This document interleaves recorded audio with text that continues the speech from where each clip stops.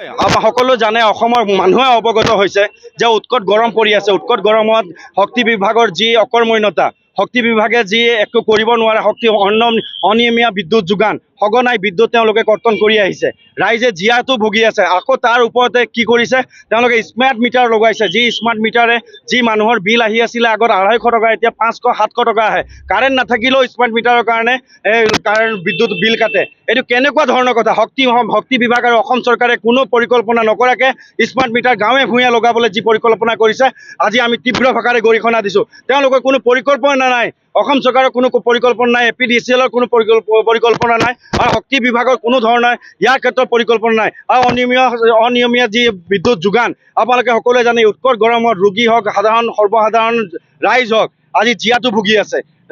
APDCL তেওঁলোকে বিদ্যুৎ যোগান ধৰিব পৰা নাই। কিন্তু মাহে মাহে সময়ত যদি তেওঁলোকে বিদ্যুতৰ বিল যদি পৰিশোধ নকৰে, তেনেহ'লে ঘৰত গৈ পেলাই তাৰ বিদ্যুৎ তেওঁলোকে সংযোগে কৰ্তন কৰি দিয়ে।